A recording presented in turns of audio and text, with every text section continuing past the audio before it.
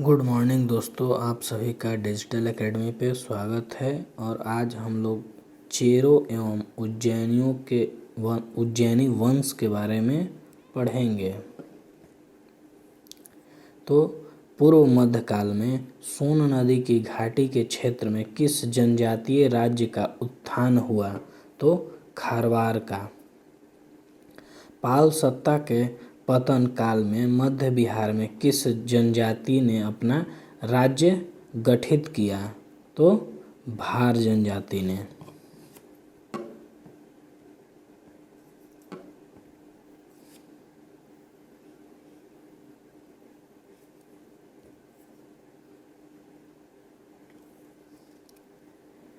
बारहवीं शताब्दी में पश्चिम बिहार, चंपारण और मुजफ्फरपुर में कौन राज्य संगठित हुआ? तो चेरो राज्य। चेरो राज्यों का संघर्ष मुस्लिम राजवंशों के साथ हुआ। तो तुगलक, मुगल और सुर के साथ है। तो ऑप्शन डी सही।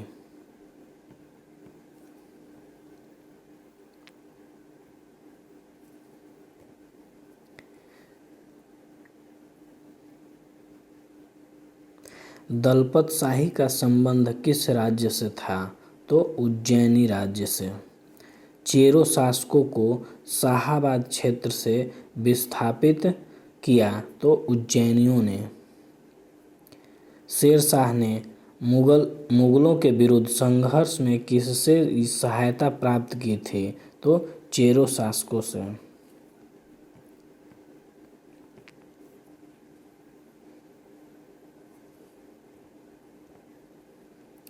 बिहार पर राज्य करने वाला जनजातीय राजवंश था। तो चेरो राजवंश। पाल वंश के उपरांत चेरो वंश के शाहाबाद, सारण, चंपारण एवं मुजफ्फरपुर के जिलों में अपनी सत्ता स्थापित की थी। किस चेरो राज्य ने जगदीशपुर के मेले की शुरुआत की थी? तो फूलचंद ने। चेरो जनजाति की शक्ति का वास्तविक पतन किसके द्वारा हुआ? तो उज्जैनियों द्वारा हुआ।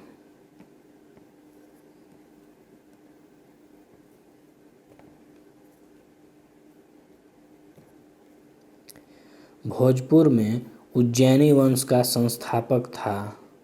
तो संतन सिंह। संतन सिंह का मूल नाम देवराज था। यह उज्जैनी, डुमरांव, बक्सर एवं जगदीशपुर में एक महत्वपूर्ण शक्ति था। भोजपुर के उज्जैनी शासकों की राजधानी थी। तो उपयुक्त में से सभी। भोजपुर के उज्जैनी शासक निम्न में से कौन नहीं थे? तो बाघमल नहीं थे। तो चांद एवं मुंड जो चंडेश्वरी एवं मुंडेश्वरी नामक मंदिरों से जुड़े हैं, ये संबंधित हैं। तो शाहाबाद के चेर से।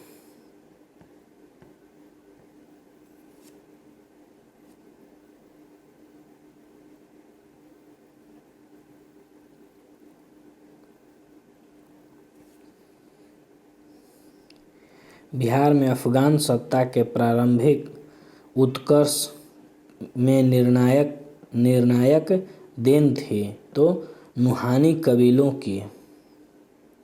सिकंदर लोदी ने 1495-96 में किसे बिहार का प्रभारी नियुक्त किया? तो दरिया खां नुहानी को। हुसैन शाह सर्की को पराजित कर इसे बिहार का प्रभारी बनाया गया। बिहार में नुहानी राज्य का संस्थापक था तो मोहम्मद शाह नुहानी।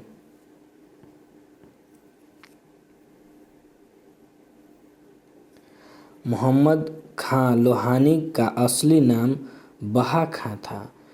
इसे दिल्ली सल्तनत से अपनी स्वतंत्रता घोषित कर दी। उत्तर बिहार का क्षेत्र सारण इत्यादि एवं अन्य अफगानी नुहानी खां बंगाल के सुल्तान के अधीन था। महमूद लोदी को विस्थापित कर बाबर ने किसे बिहार का प्रशासक नियुक्त किया? तो जलाल खां को। यह मोहम्मद शाह नुहानी का पुत्र था। सुर सम्राट शेर शाह सूरी 1540 से 1545 ईस्वी।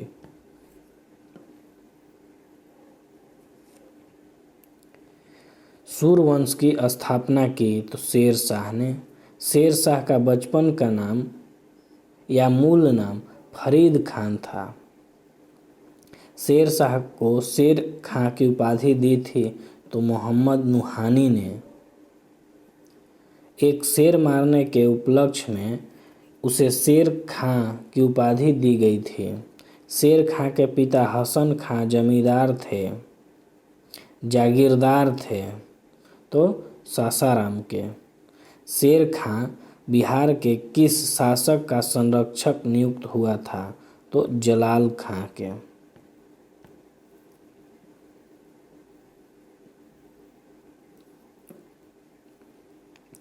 बिहार में शेर शाह और राजनैतिक वर्चस्व की युद्ध में उसकी विजय के साथ स्थापित हुआ तो सूरजगढ़ का युद्ध। शेर शाह ने किस युद्ध में हुमायूं को पराजित किया? तो चौसा के युद्ध में और बिलग्राम अथवा कन्नौज के युद्ध में। तो ए और बी। शेर शाह ने बिलग्राम अथवा कन्नौज के युद्ध में हुमायूं को पराजित कर स्वयं को दिल्ली का सुल्तान घोषित किया।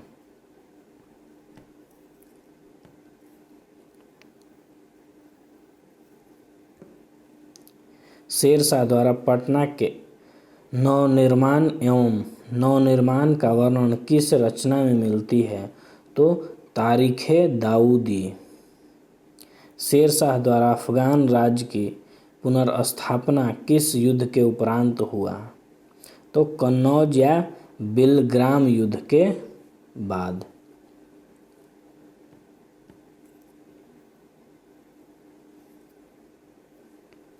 शेर शाह का प्रशासनिक प्रयोगशाला था तो सासाराम।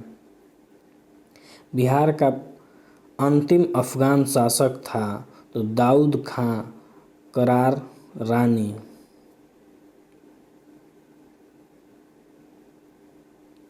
शेर शाह का मकबरा है तो सासाराम में। शेर शाह का मकबरा अफगान स्थापत्य कला का सर्वश्रेष्ठ उदाहरण है।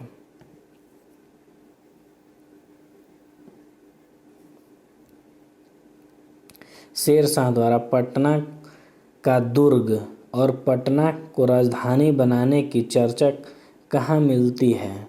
तो तारीख़े दाऊदी में। तारीख़े दाऊदी की रचना अब्दुल्लाह ने की थी। शेर शाह द्वारा कौन सा कार्य किया गया? तो जब्त प्रणाली की शुरुआत, सिकंदरी गज एवं सन की डंडी का प्रयोग, रुपया का प्रचलन तो उपयुक्त में से सभी। बिहार राज्य में स्थित सासाराम रोहतास के किला का निर्माण कराया तो शेर शाह ने।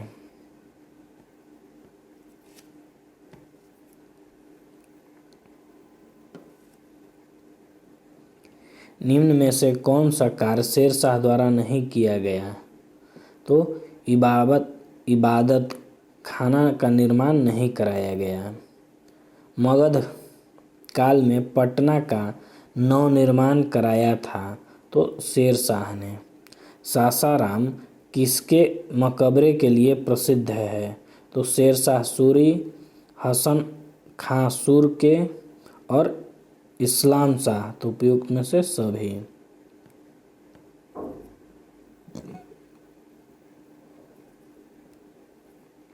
शेर शाह के मकबरा के संबंध में क्या सही है? तो यह झील के मध्य स्थित अष्टकोणीय आकार का है। यह मकबरा चौकोर चबूतरे पर बना है जिसके चारों ओर सीढ़ियां हैं। इसकी छत एक भव्य गुंबद के रूप में है। तो उपयुक्त में से सभी। पटना को प्रांतीय राजधानी बनाया था तो शेरशाह ने।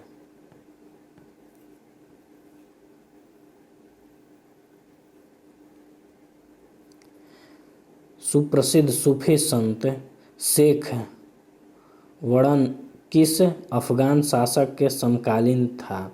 तो शेरशाह और इस्लाम शाह। तो 3 और 4 सही।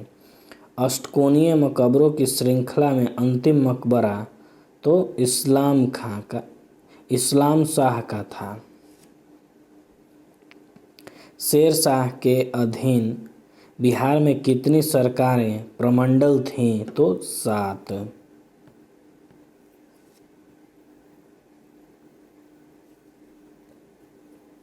शेरशाह द्वारा पटना किले और नगर को बनाने में कितना व्यय हुआ था? तो 5 लाख रुपया खर्च आया था। मुगल कालीन बिहार। मुगल शासक बाबर ने किसे पराजित कर बिहार पर नियंत्रण प्राप्त किया? तो महमूद लोदी को। घाघरा के युद्ध 6 मई 1529 में बाबर द्वारा महमूद लोदी पूरी तरह पराजित होकर भाग गया। अकबर ने अगस्त 1574 में पटना में किसे पराजित किया था? तो दाऊद खां को।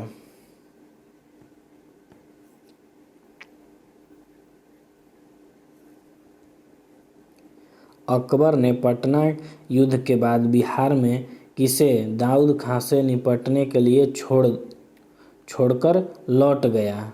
तो मुनी खां। 1580 में बिहार का सूबेदार किसे बनाया गया? तो खान ए आजम मिर्जा अजीज कोका को बिहार का सूबेदार नियुक्त किया गया।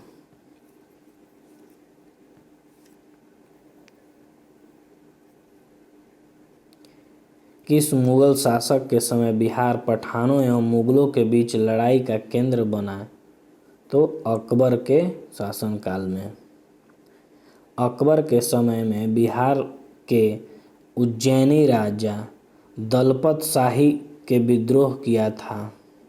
दलपत शाही में विद्रोह किया था तो जगदीशपुर के विद्रोह का दमन करने के लिए शहबाज खां को भेजा गया था। तो बिहार को सर्वप्रथम अपने साम्राज्य में मिलाने वाला मुगल शासक था तो अकबर। बिहार को मुगल साम्राज्य के प्रांत का दर्जा दिया गया 1580 ईस्वी में।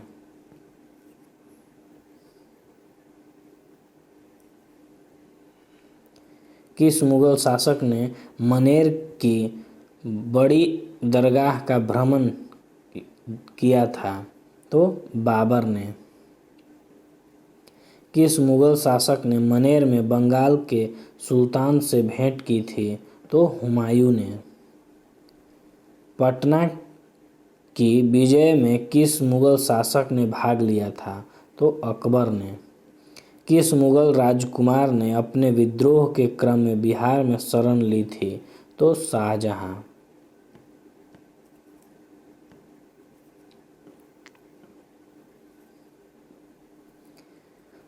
मुगलकालीन बिहार में कितनी सरकारें प्रमंडल थी? तो 7। अकबरकालीन बिहार में सूबेदार में से सबसे प्रसिद्ध कौन था? तो राजा मान सिंह।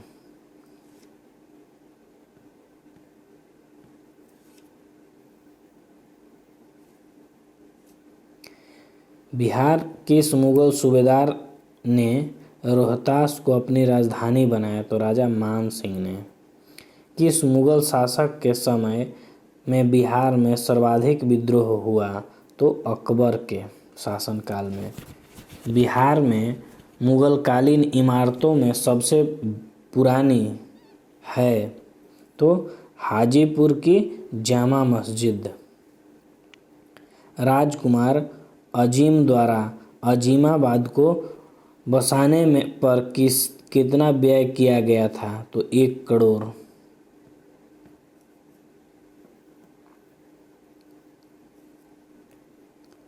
बिहार में राजकुमार अजीम का कार्यकाल था तो 1702 से 1712 तक।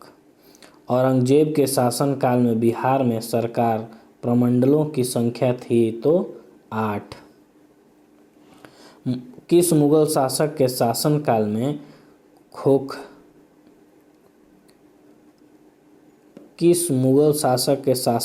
में खोखरादेश या छोटा नागपुर की विजय संपन्न हुई? तो जहांगीर। सिख गुरुओं में किनका बिहार से घनिष्ठ संबंध रहा? तो गुरु नानक और गुरु तेग बहादुर।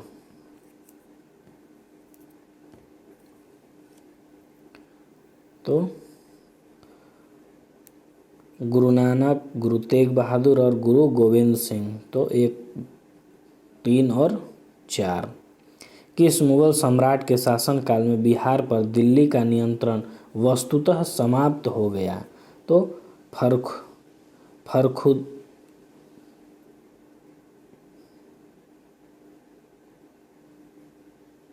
फर्रुखसियार।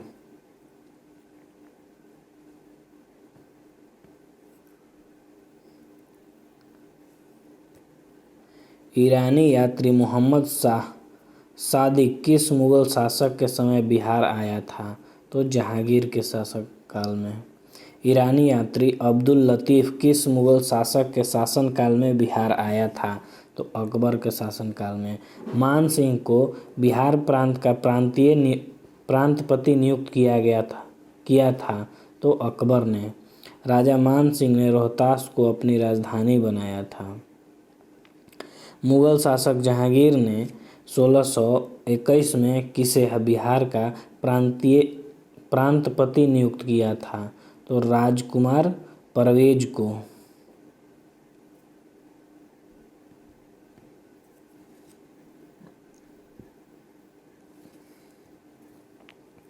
राजकुमार अजीम को किसने बिहार का सूबेदार बनाया? तो औरंगजेब ने। पटना को अजीमाबाद नाम दिया तो राजकुमार अजीम ने। वह प्रथम मुगल सम्राट जिसका राज्याभिषेक बिहार में हुआ? तो फर्रुखसियार।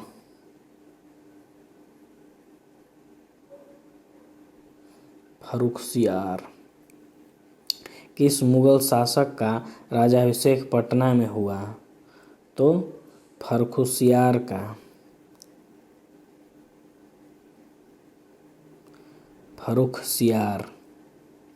किस मुगल शासक के काल में बिहार पर बंगाल के नवाबों का नियंत्रण स्थापित हुआ?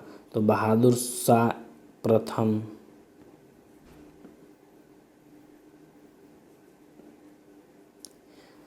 मुगल प्रांत बनने के उपरांत बिहार का गवर्नर बना तो मिर्जी अजीज कोकलतास।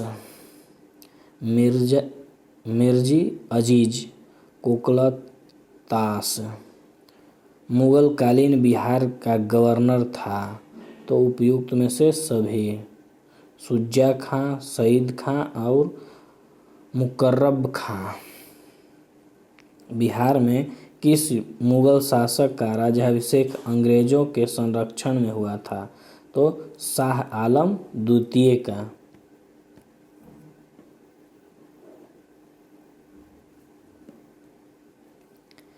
मुगल काल में बिहार का व्यापार किस महाद्वीप से होता था? तो उपयुक्त में से सभी। यूरोप, अफ्रीका और एशिया। बिहार में मुगल स्थापत्यकला का सर्वश्रेष्ठ उदाहरण है मनेर स्थित शाह दौलत का मकबरा। बिहार के मनेर में स्थित शाह दौलत का मकबरा बनवाया था? तो इब्राहिम खां काकर ने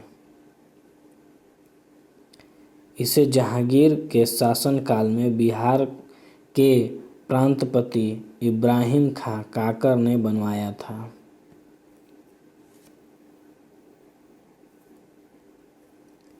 बिहार के मनेर में स्थित शाह दौलत का मकबरा के संबंध में क्या सही है? तो इसका निर्माण लाल पत्थर से हुआ है। इस पर अकबर के अधीन विकसित संश्लेषित शैली का प्रभाव है। तो ऑप्शन सी सही, ए और बी दोनों। इसका निर्माण 1617 में हुआ था। यह बिहार में मुगल शैली का सर्वश्रेष्ठ उदाहरण है। 1556-57 में मुगल शासक अकबर ने किसकी विद्वता के पुरस्कार में उसे मिथिला का राज्य दे दिया था? तो महेश ठाकुर के।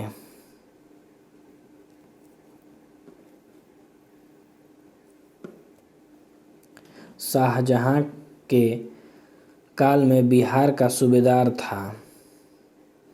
तो शाइस्ता खां। अकबर ने बंगाल तथा बिहार को मुगल साम्राज्य में मिलाया? तो 1576 ईस्वी में। अकबर ने बंगाल और बिहार को 1575-76 ईस्वी में अपने साम्राज्य के अधीन कर लिया। मुगल काल में किस वर्ष बिहार को बंगाल सूबे का अंग मान लिया गया? तो 1733 को। बिहार में शासन करने वाला प्रथम मुगल शहजादा? तो शहजादा परवेज।